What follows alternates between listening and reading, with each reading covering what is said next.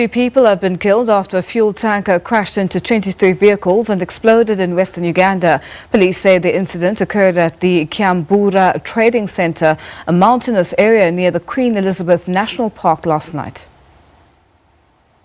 This is the aftermath of a fuel truck explosion in western Uganda. At least 19 people died when the vehicle blew up after losing control and ramming into 3 cars, police said.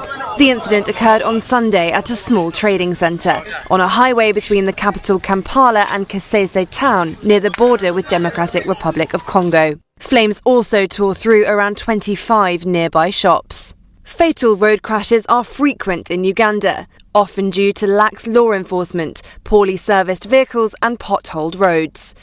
This accident comes just over a week after a fuel tanker exploded in neighbouring Tanzania in the town of Morogoro. At least 85 people died there as flames ripped through a crowd that had gathered to siphon petrol after the vehicle overturned. Joining us now to tell us more is our correspondent in Uganda, Leon Ssenyange. A very good evening to you, Leon. Thank you so much for joining us. We understand that 22 people have died so far, but there's conflicting reports as to what the exact death toll is. Can you give us the official death toll and how many injuries have been reported so far?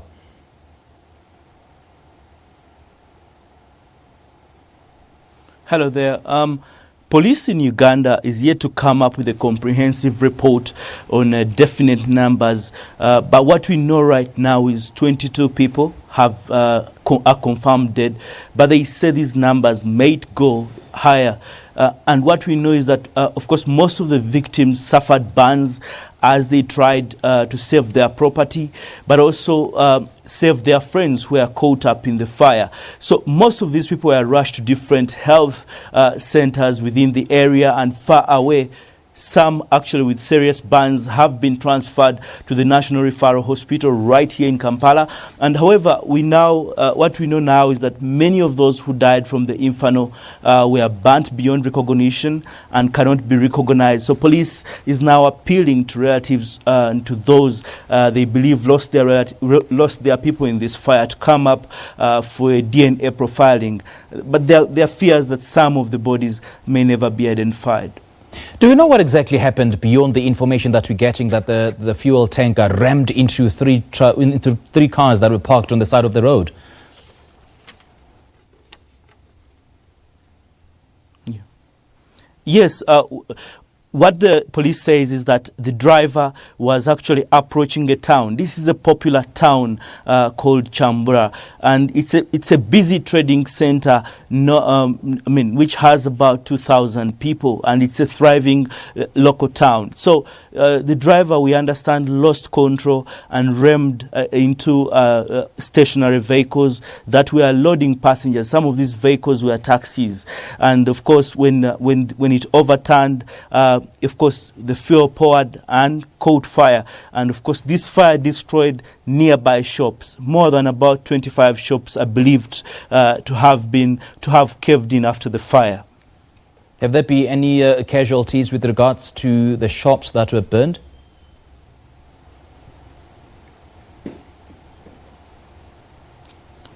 Well, we understand, of course, this town is a popular town. It's near a national park. So what we think is that, of course, many tourists come to get refreshments in this town. So police say many people must have lost their stuff because 25 shops. One man said about $7,000 worth of property was lost in these shops, in his shop, and to count about 25 shops, definitely a lot of property was lost.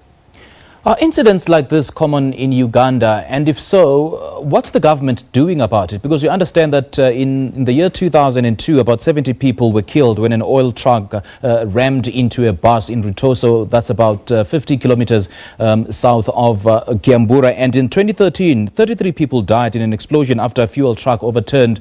I mean, how prevalent are these?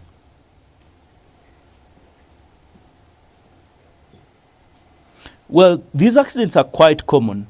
The difference about this one is that, of course, it lost control, and because of the bad road, definitely, and the bad sharp corner. But these accidents are common. In 2013, 30 people died here in Kampala.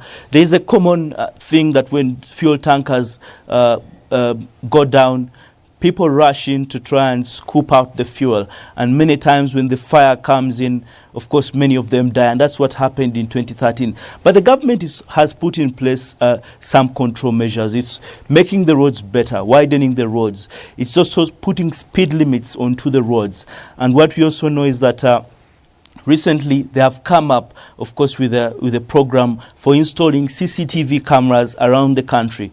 But the plan is for, of course, to use them for security purposes to curb crime. But the government is planning to integrate these cameras into the traffic system to check bad driving, but also rein in on the accidents that are happening. Now, Leon, do people really understand the dangers of looting fuel tankers and siphoning fuel off these fuel tankers? Because most of the deaths emanate from that.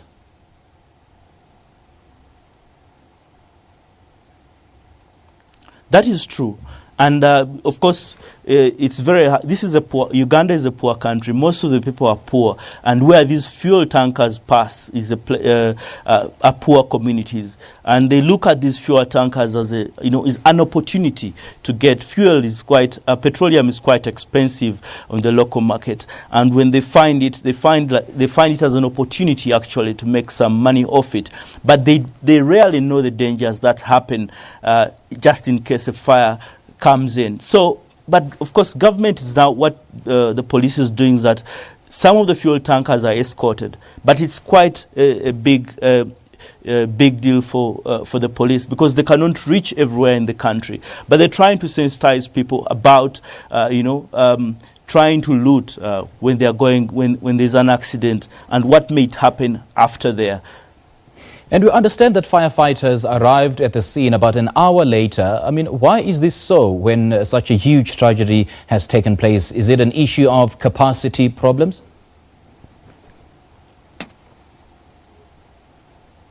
Yes, this is an issue of capacity problems. Uganda is a very big country, but the police is quite limited. The firefighters, for example, what you've said, arrived 2 hours later because they are 2 hours out of that place. Almost, they're only deployed, firefighters are deployed, for example, in major towns. The police is deployed in major towns and major installations. So it's actually a problem of capacity, and the fact that building up this capacity needs resources, and the government of Uganda does not really have these resources. The reason they're installing CCTV cameras so that they can remotely probably check out what's happening on the roads, what's happening in the communities, and trying to police people, creating local militias within the populations to tell them what it means, for example, to guard them against dangers that may come to themselves. Has the government spoken out about this? Have you received a statement perhaps from the presidency?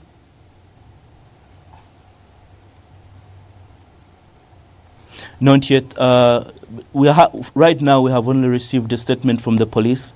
The police says that, of course, they are still investigating, and when they come up with when the investigations are complete, they can come up with, of course, a statement. But government, as the office of the presidency, has not yet come out on this issue. Usually, the president comes out and probably meets the barrier costs for all probably those who have died in the inferno, and sometimes they are compensated. But we're yet to see this happening. We're not sure. No statement is yet to come out. In terms of cleanup operations, what's actually happening on the ground?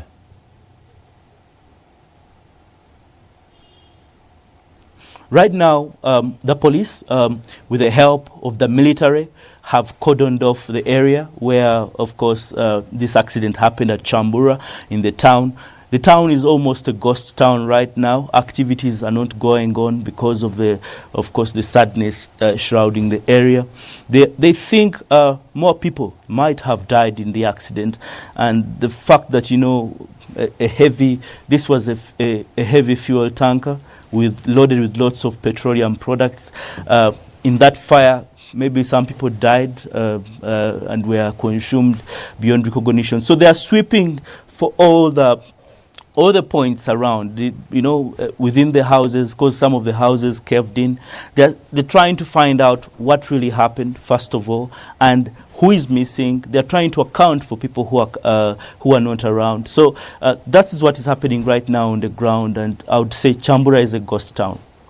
All right, Leon, we thank you for your time. We appreciate it. That was our correspondent in Kampala, Leon Ssenyange. This is The Globe. We'll have more news in a moment.